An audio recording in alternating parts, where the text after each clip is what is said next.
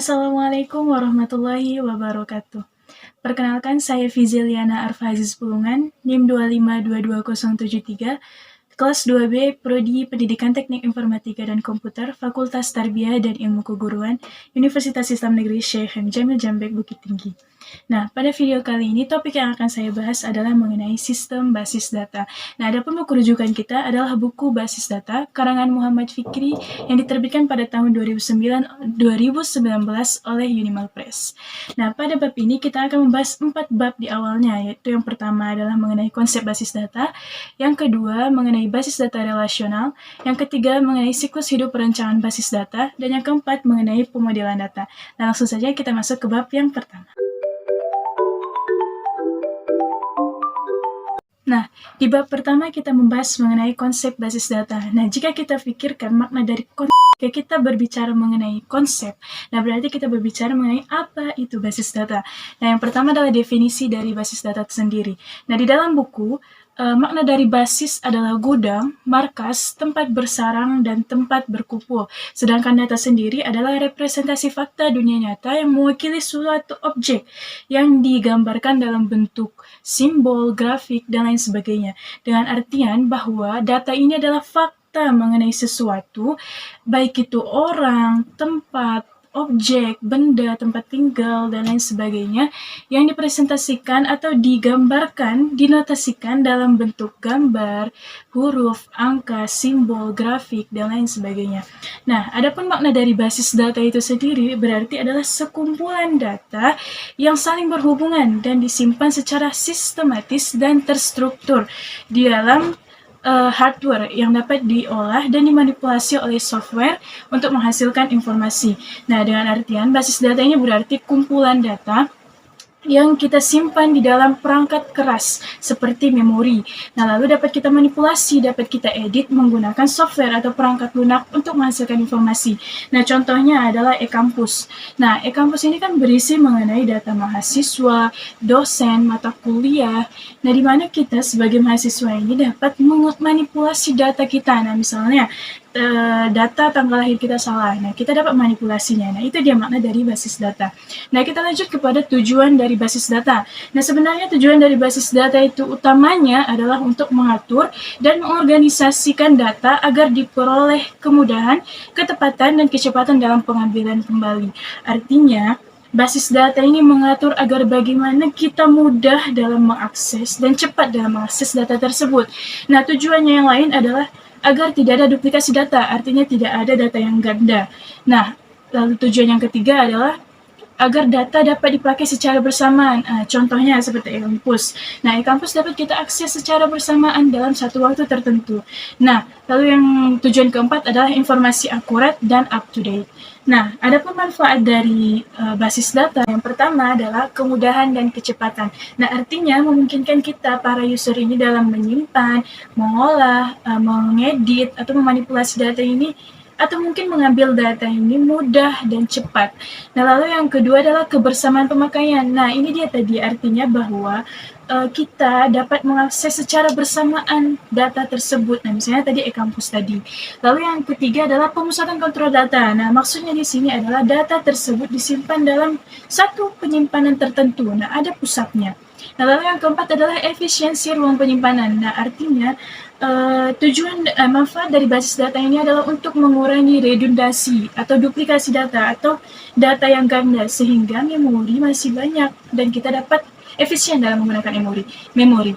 Lalu keakuratan. Nah, keakuratan ini maksudnya adalah data ini disimpan secara unik sehingga data saya dengan teman saya pasti berbeda. Misalnya NIM saya dengan NIM teman saya pasti berbeda. Nah, itu dia maksud dari keakuratan. Lalu ketersediaan. Nah, ketersediaan ini maksudnya adalah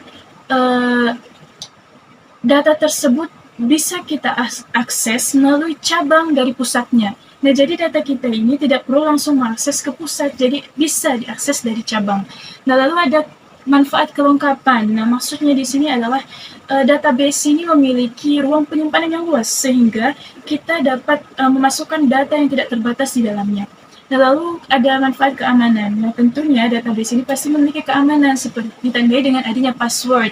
Nah, jika kita salah memasukkan password, tentu kita tidak bisa mengakses data tersebut.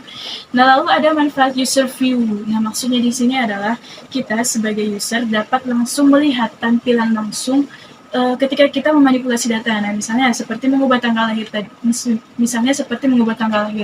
Nah, saat saya mengubah tanggal lahir, maka saya langsung melihat tampilan dari pengubahan tersebut. Nah, kita langsung masuk ke pembahasan selanjutnya, yaitu mengenai sistem basis data. Nah, jika kita sudah membahas mengenai basis data, nah sekarang kita bahas mengenai sistemnya. Nah, sistem itu sendiri memiliki pengertian sebagai komponen-komponen yang saling bekerja sama untuk mencapai tujuan tertentu. Nah, artinya sistem basis data ini adalah kumpulan atau komponen tabel data yang saling berhubungan agar user mampu atau mudah untuk mengakses dan memanipulasi tabel-tabel data tersebut. Nah, jika saya sebutkan tadi sistem adalah komponen, berarti sistem basis data ini memiliki komponen. Nah, komponen dari basis data ada 4. Yang pertama ada hardware, yaitu perangkat keras. Nah, contohnya seperti memori. Lalu yang kedua ada sistem operasi. Nah, sistem operasi ini adalah program yang menyediakan sumber daya yang ada di dalam komputer dan juga mengontrol operasi-operasi yang ada di dalam komputer. Nah, contoh sistem operasi ini seperti Windows, Linux, macOS, iOS, Android, dan lain sebagainya. Nah, lalu ada manajemen sistem. Nah, komponen yang ketiga ada manajemen sistem, yaitu perangkat lunak yang mengatur bagaimana cara kita menyimpan, mengolah, atau mengedit dan mengambil data tersebut. Nah, komponen yang keempat adalah user atau pengguna atau kita sebagai manusia. Nah, lalu kita masuk ke pembahasan operasi dasar basis data. Nah, perlu diingat, operasi dasar basis data ini sebenarnya hanya 4, yaitu pembuatan, penambahan, penghapusan, dan pengambilan. Nah, jadi ingat saja keempat proses operasi dasar dari basis data: pembuatan, penambahan, penghapusan, dan pengambilan data. Kita lanjut ke DBMS. Nah, DBMS ini atau Database Management System adalah perangkat lunak yang memiliki fasilitas proses define. Proses define ini maksudnya proses menspesifikasi data.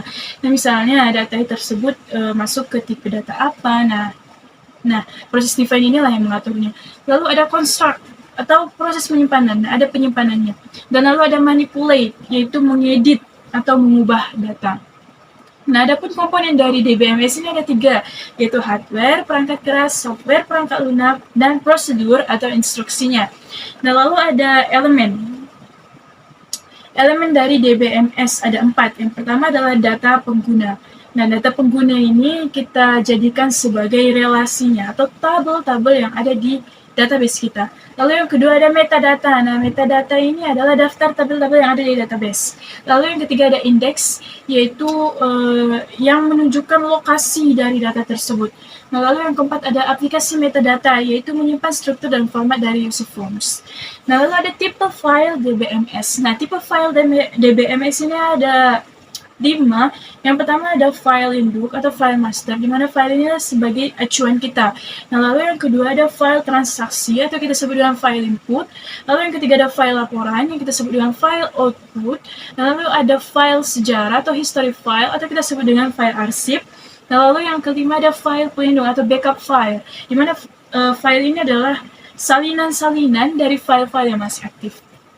Nah, pengoperasian DBMS menggunakan 2 bahasa, yaitu DDL dan DML. DDL ini adalah Data Definition Language, dan DML ini adalah Data Manipulate Language. Nah, DDL, Data Definition Language. Jika kita membahas mengenai definisi, berarti itu membahas mengenai spesifikasi atau bagaimana cara kita menempatkan data tersebut masuk ke tipe data apa. Nah, itu dia, definition, spesifikasi.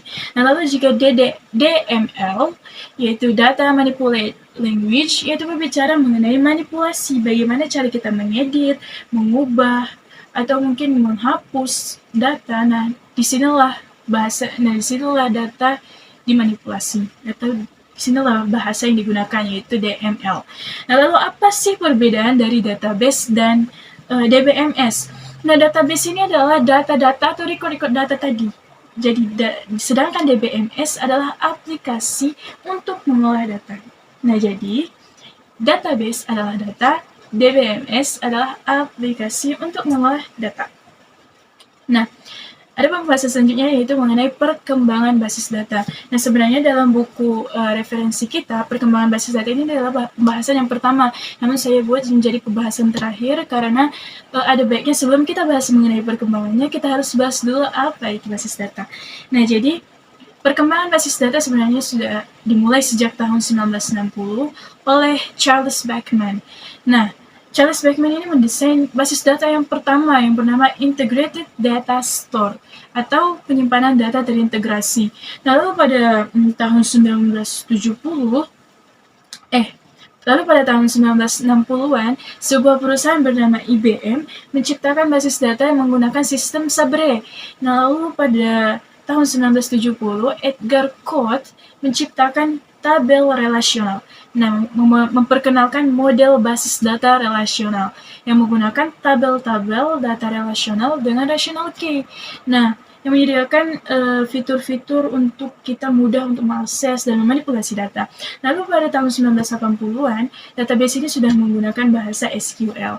Nah, perkembangan database dari tahun ke tahun pasti mengalami perubahan yang signifikan dan tentunya selalu mengupgrade atau meningkatkan penyimpanan, meningkatkan bagaimana cara kita mengaksesnya, efisiensinya, dan tentunya untuk menciptakan aplikasi yang lebih canggih lagi. Nah, sekian mengenai bab 1, dan kita lanjut ke bab 2. Baik, di bab kedua kita akan membahas mengenai sistem basis data relasional. Mohon maaf, basis data relasional. Nah, jadi basis data relasional ini maknanya adalah model dari basis data yang menggunakan tabel 2 dimensi, yaitu tabel yang memiliki baris dan kolom untuk menggambarkan berkas data. Nah, jadi ada beberapa istilah dalam basis data relasional. Yang pertama itu ada relasi. Nah, perlu kita ingat istilah-istilah ini, yaitu yang pertama ada relasi. Nah, relasi ini adalah tabelnya. Lalu ada atribut. Nah, atribut ini adalah kolomnya. Nah, kolom ini bisa disebut juga sebagai field. Lalu yang ketiga ada tuple, yaitu baris, bisa kita sebut juga dengan record. Lalu yang keempat ada domain. Nah, domain ini adalah kumpulan nilai yang valid untuk satu atau lebih atribut. Nah, lalu yang kelima ada degree, yaitu kumpulan dari beberapa kolom, kumpulan dari beberapa atribut. Nah, lalu ada namanya cardinality. Nah, itu adalah kumpulan dari beberapa record atau kumpulan dari beberapa baris. Oke.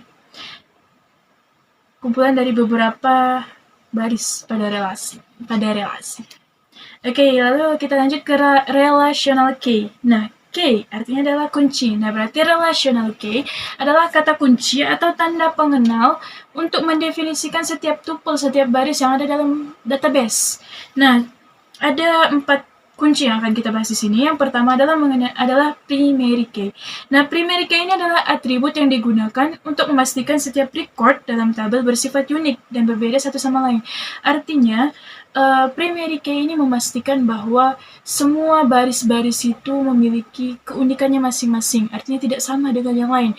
Nah, contohnya seperti misalnya ada tabel data mahasiswa. Nah, tabel data mahasiswa ini kan berisi data NIM, nama, alamat, dan lain sebagainya. Nah, NIM tidak mungkin sama. Nah, NIM saya dengan teman saya tidak mungkin sama. Nah, itu dia yang disebut dengan primary key. Lalu yang kedua ada foreign key, yaitu atribut yang digunakan sebagai penghubung satu tabel dengan tabel yang lain, karena ada relasi. Nah, artinya di sini bahwa foreign key ini menghubungkan tabel yang satu dengan tabel yang lain karena ada hubungan di antara keduanya. Nah, contohnya seperti tabel data mahasiswa tadi. Nah, tabel data mahasiswa menginclude NIM, nama, alamat, dan prodi. Nah, kita tambahkan prodi. Nah, lalu ada tabel prodi. Nah, tabel prodi ini berisi mata kuliah, jadwal, dan dosen. Nah, jadi tabel data mahasiswa ini memiliki relasi terhadap tabel prodi karena ada hubungan di antara keduanya, ada keterkaitan di antara keduanya. Nah, lalu kunci yang ketiga adalah candidate key. Nah, candidate key ini adalah sekumpulan atribut yang secara unik mengidentifikasi tuple atau baris dalam tabel. Nah, artinya candidate key ini misalnya candidate key ini adalah atribut yang menjadikan dua field yang sama itu menjadi satu field. Jadi jika ada dua field yang sama disatukan jadi satu field. Lalu ada super key. Nah, super key ini adalah sekumpulan atribut yang mengidentifikasi baris dalam tuple dalam setiap tabel secara unik. Lalu kita bahas mengenai relational integrity rules, aturan. Nah, ada dia namanya null. Null ini adalah nilai atribut yang tidak diketahui. Null artinya nilai atribut yang tidak diketahui atau mungkin tidak cocok dengan baris yang ada pada tabel. Lalu yang kedua ada entity integrity, yaitu tidak ada satu komponen primary key yang bernilai null. Lalu ada referential integrity, yang artinya adalah bahwa kita memiliki referensi. Artinya, satu tabel pasti memiliki relasi dengan tabel yang lain. Record yang satu pasti memiliki relasi dengan tabel yang lain. Sehingga tidak ada yang namanya orphan record, atau record yang tidak memiliki relasi. Nah, lalu bahasa apa yang digunakan dalam basis data relasional? Nah, bahasanya ada dua, yaitu bahasa formal dan bahasa komersial. Nah, bahasa formal adalah bahasa yang diterjemahkan menggunakan simbol-simbol matematis. Nah, contohnya seperti aljabar, kalkulus. Lalu ada bahasa komersial, yaitu bahasa query yang dirancang sendiri oleh programmer. Nah, contohnya seperti SQL. Nah, lalu kita bahas mengenai normalisasi. Nah, di dalam buku kita, normalisasi ini memiliki makna sebagai suatu proses memperbaiki atau membangun dengan model data relasional dan dikoneksikan dengan model data logika. Nah, maksudnya di sini adalah normalisasi ini adalah proses perbaikan pengelompokan atribut data sehingga membentuk relasi yang baik, non-redundasi, dan fleksibel sehingga kualitasnya lebih baik lagi. Maksudnya non-redundancy tadi ingat ya, maksudnya itu adalah tidak ada duplikat data, tidak ada data yang ganda. Nah, lalu bagaimana tahapan dari normalisasi? Nah, ada 7 tahapannya. Yang pertama ada unnormalize atau bentuk tidak normal. Nah, di dalam tahap ini banyak terdapat repeating group atau perulangan grup, perulangan data. Nah, lalu yang tahap kedua ada first normal form atau 1NF. Nah, 1NF ini tahap ini kita menghilangkan duplikasi kolom maksudnya ya, menghilangkan duplikasi kolom dalam tabel yang sama. Nah, misalnya ada satu tabel nih. Nah, ada dua kolom ini sama. Nah, jadi kita hilangkan duplikasinya. Nah, lalu tahap yang ketiga ada second normal form atau 2NF. Nah, pada tahap ini kita menghapus beberapa subset data dan menempatkannya pada tabel terpisah. Nah, begini. Misalnya ada data nih, kita pisah, kita pindahkan ke tabel yang lain agar ada relasi antar tabel.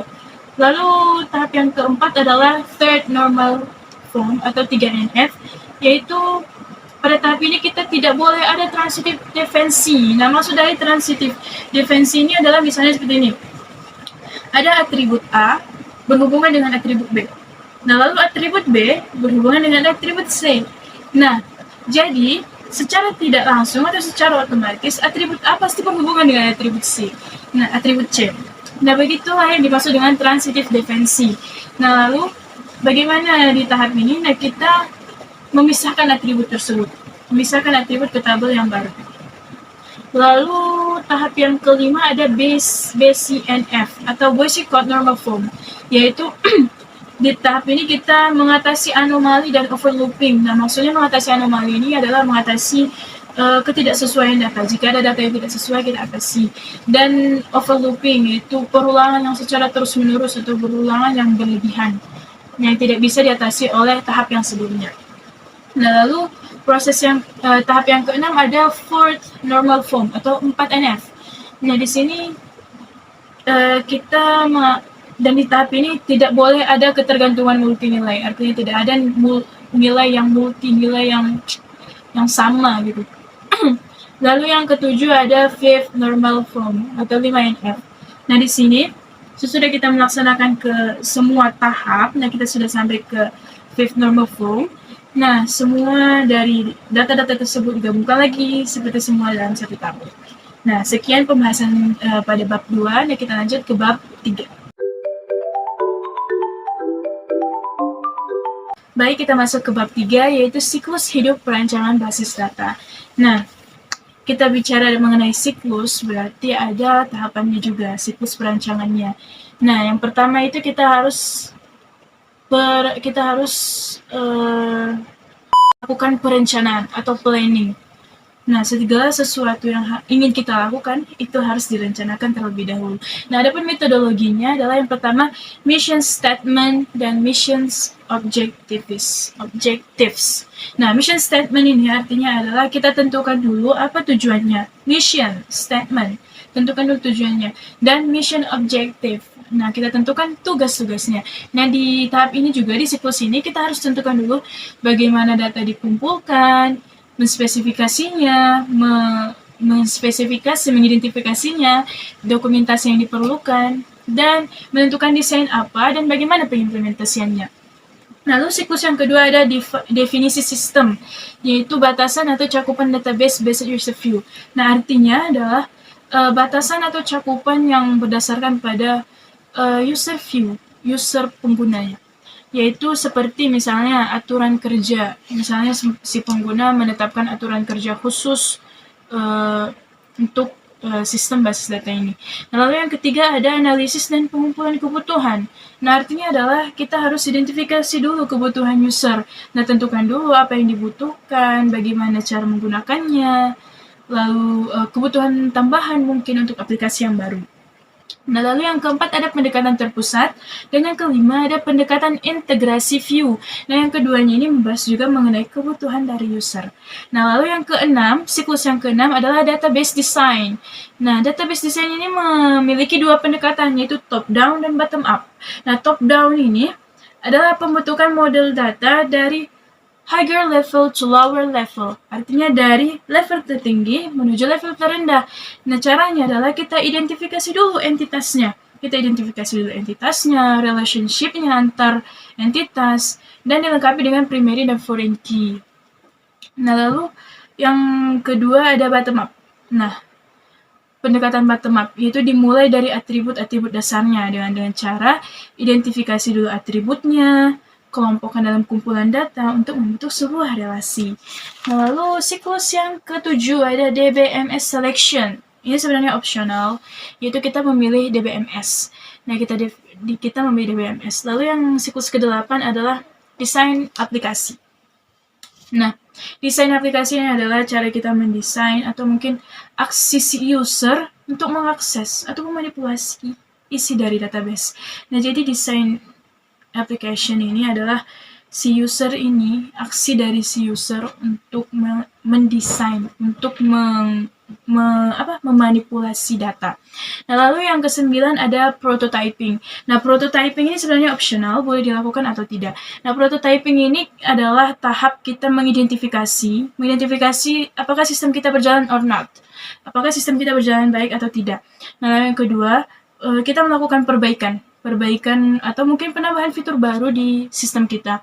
Lalu yang ketiga adalah klarifikasi apa kebutuhan dari user. Lalu siklus yang ke-10 adalah implementation atau penerapan dari sistem yang kita buat. Nah, lalu siklus yang ke-11 adalah data conversion dan loading. Nah, artinya kita mengkonversi program aplikasi dari sistem yang lama kepada sistem yang baru. Nah, lalu siklus yang ke-12 ada testing atau uji coba. Nah, kita eksekusi dulu program kita apakah sesuai dengan harapan. Nah, lalu yang ke-13 ada operational maintenance. Maintenance ini artinya adalah pemeliharaan atau perawatan. Nah, artinya operational maintenance ini kita lakukan setelah kita menginstal sistem. Nah, hanya akan terdapat dua opsi dari operational maintenance, yaitu positif dan negatif. Nah, positif jika memang program kita berjalan sesuai yang kita inginkan, dan negatif jika adanya bug atau error. Sekian pemaparan dari bab 3, kita lanjut ke bab 4.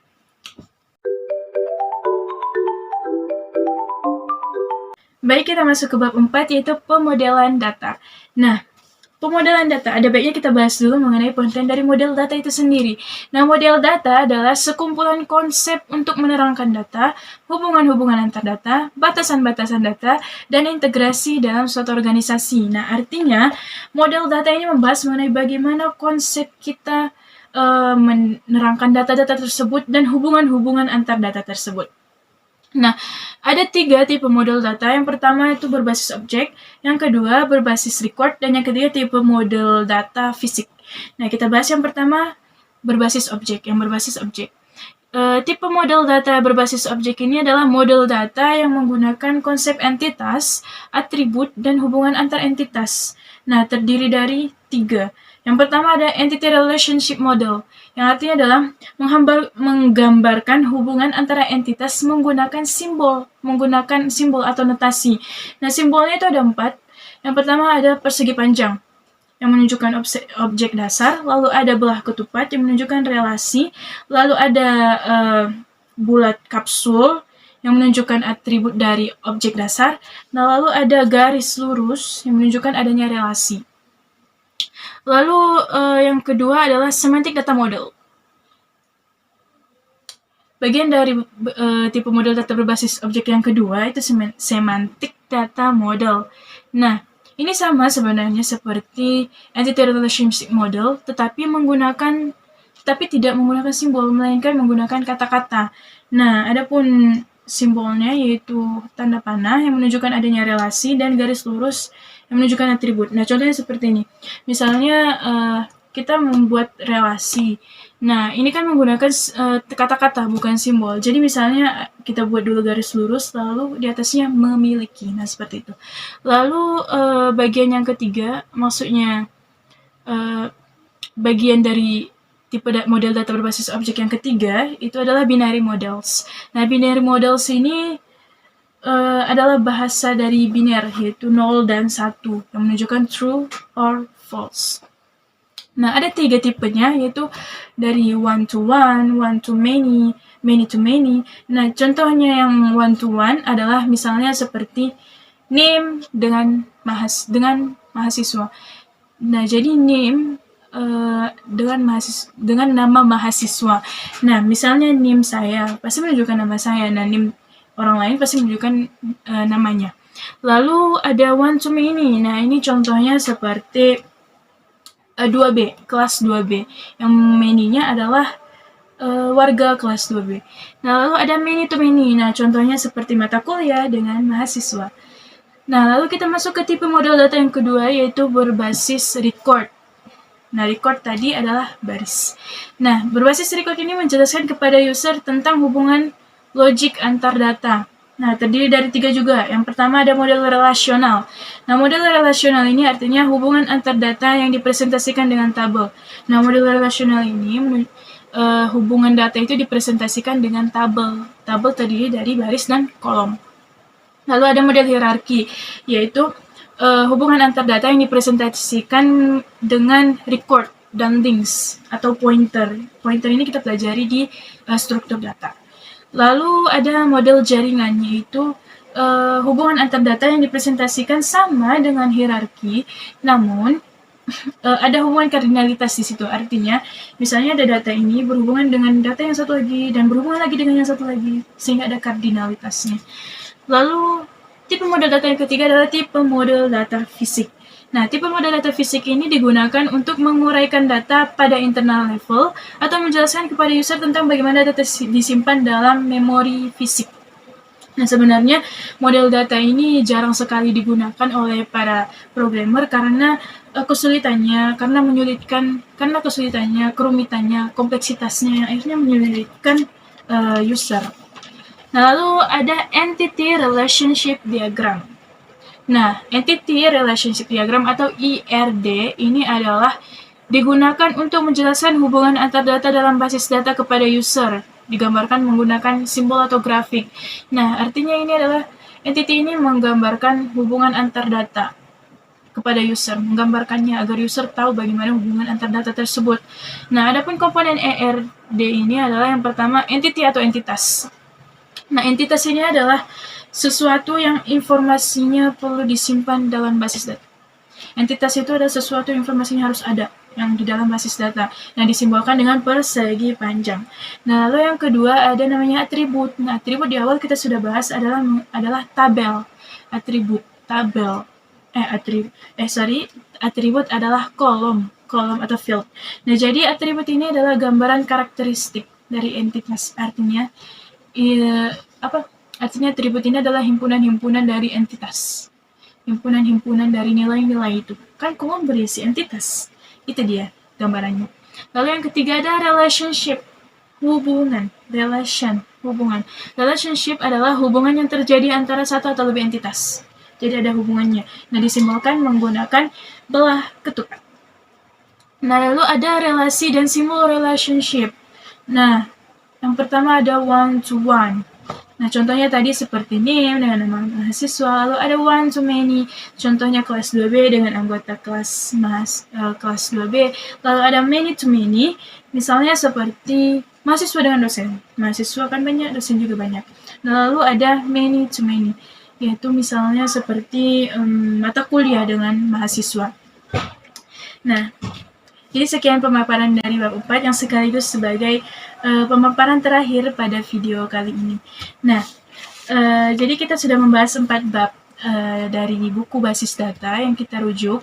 Nah, mudah-mudahan dari semua penjelasan yang saya sampaikan dapat diterima dan juga bermanfaat bagi para penonton, dan juga semoga bermanfaat untuk saya juga, karena orang yang sukses hari ini bukan orang yang belajar kemarin. Sekian dari saya Fizeliana. Wassalamualaikum warahmatullahi wabarakatuh.